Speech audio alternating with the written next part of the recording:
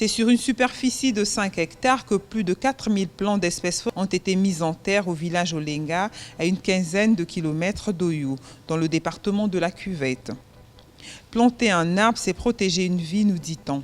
Le directeur général de la SNR, Société nationale de reboisement, Lambert Imbala, prenant la parole à cette occasion, est revenu sur la jeunesse de cette vision, puis du choix des deux types d'arbres sélectionnés, à savoir le sapin et l'eucalyptus. La 28e édition de la Journée nationale de l'arbre est célébrée sous le thème « Luttons contre la déforestation en plantant les arbres ».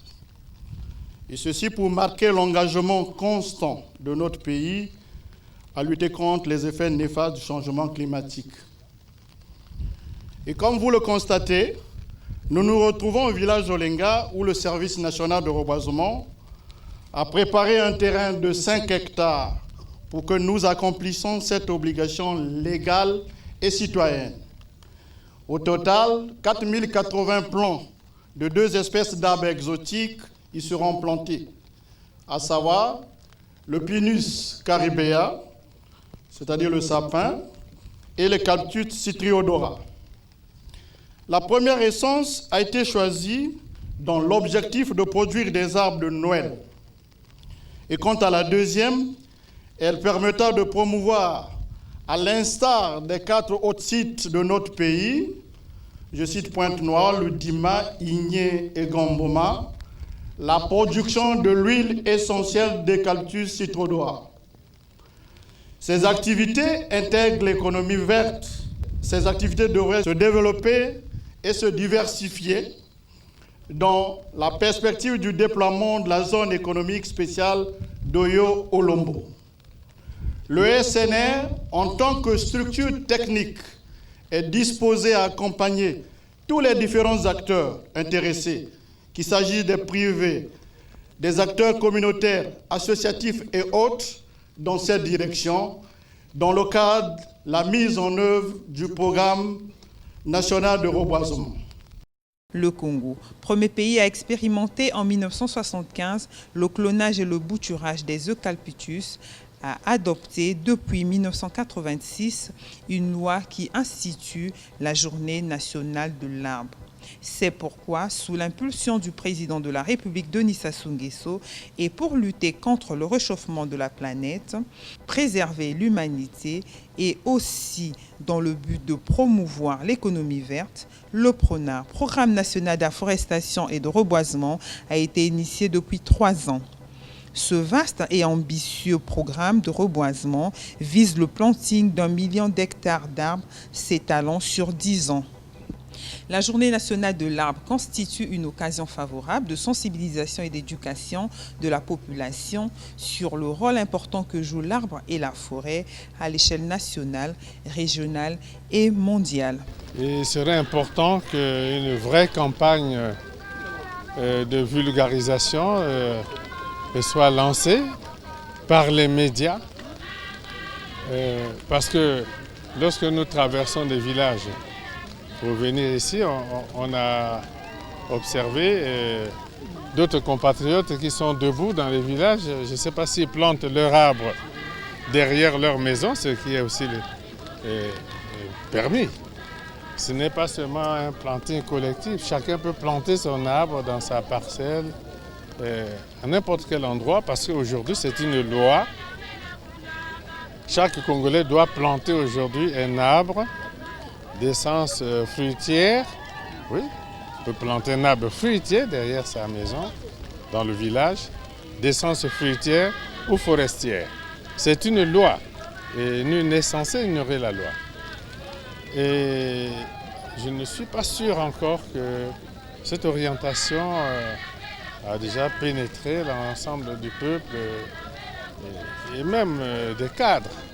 C'est donc un travail que nous devons poursuivre d'éducation, de sensibilisation, de mobilisation du peuple.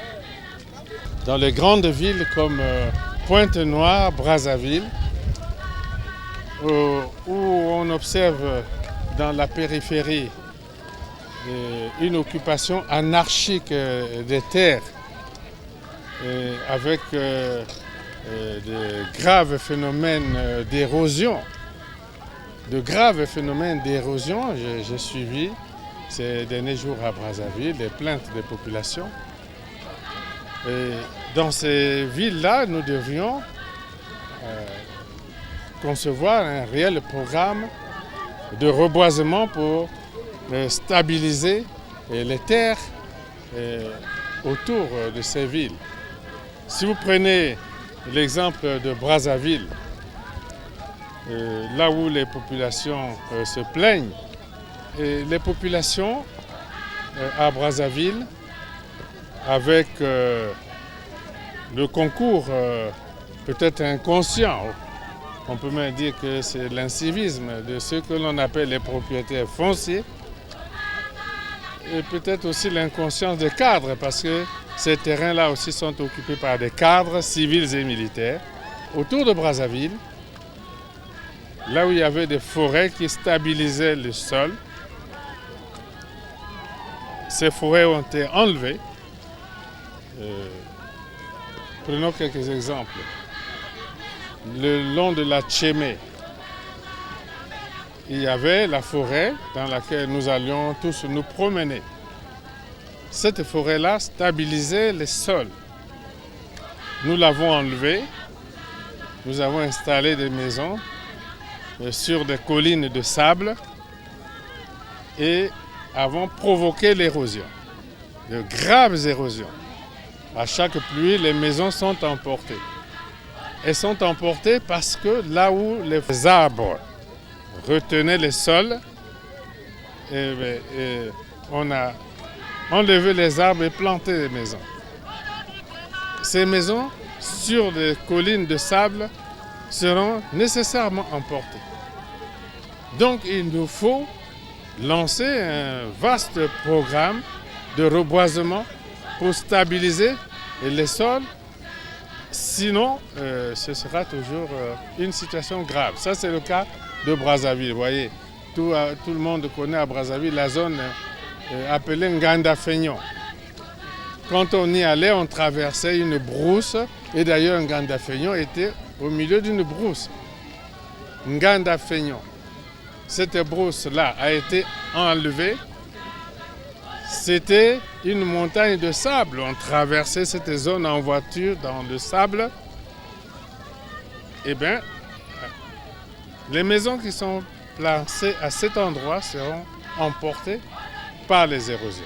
Si nous ne stabilisons pas ces terres en plantant des arbres, des bambous, etc.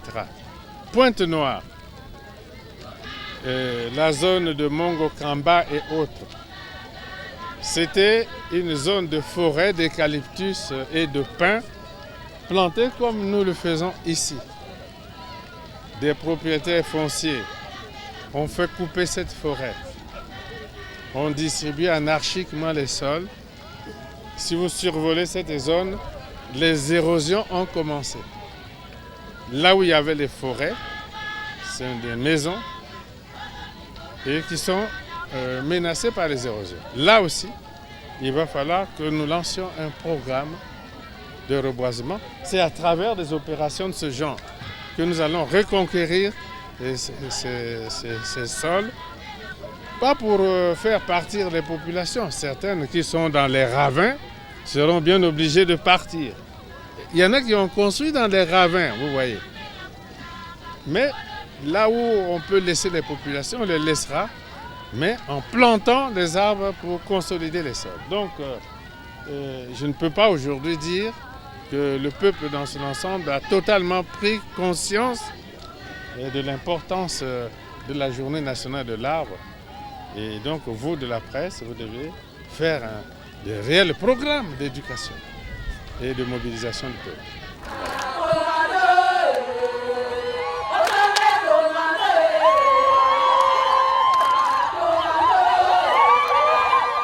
C'est bien suivi. Je sais qu'aujourd'hui, partout dans tout le Congo, on est en train de planter de l'arbre. On est en train de donner la vie à la nature. À la jeunesse, de faire comme nous, de continuer à planter l'arbre. L'arbre, c'est la vie. C'est un geste qui s'inscrit dans une dynamique globale de reconstitution de la planète. parce que vous savez que notre planète a un problème. C'est le problème de changement climatique.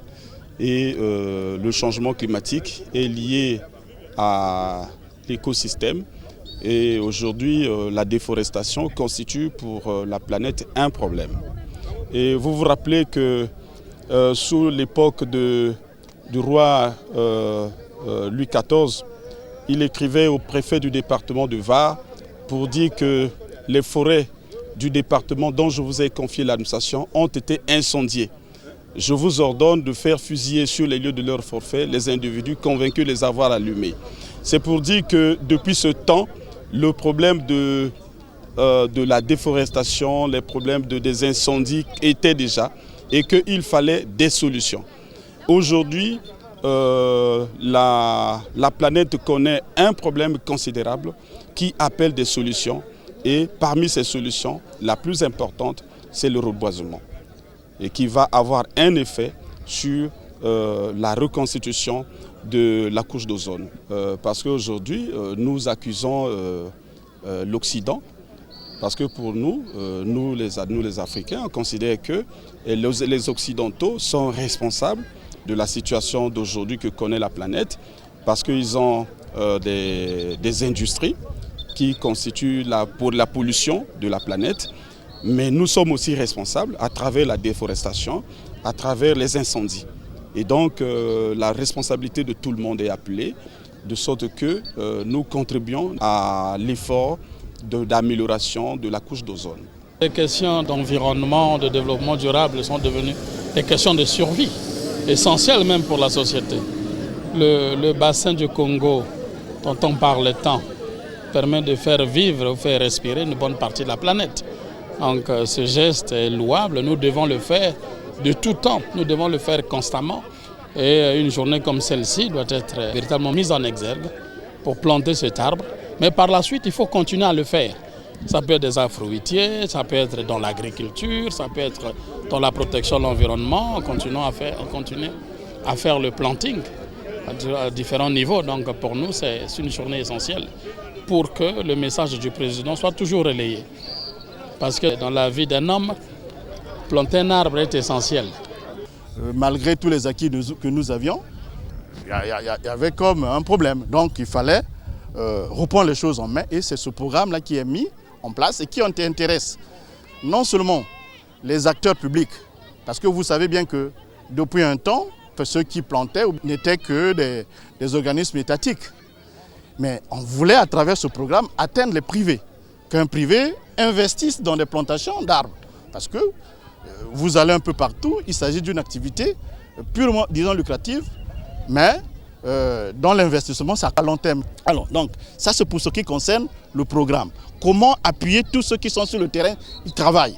Et avec un objectif précis, pour ce qui concerne le PRONAR, c'est de planter 1 million d'hectares en 10 ans.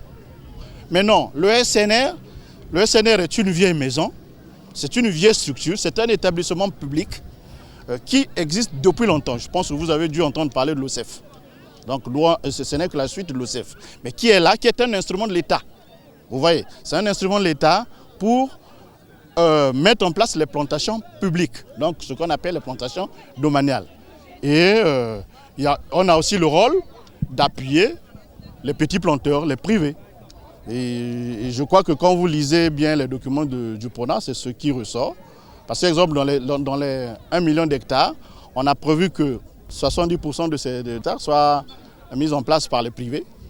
200 000 se seront mis en place par le SNR pour le compte de l'État et 100 000 pour les petits planteurs, donc dans les villages tels qu'on est ici. Et dans ce cas, le SNR, techniquement, doit les appuyer.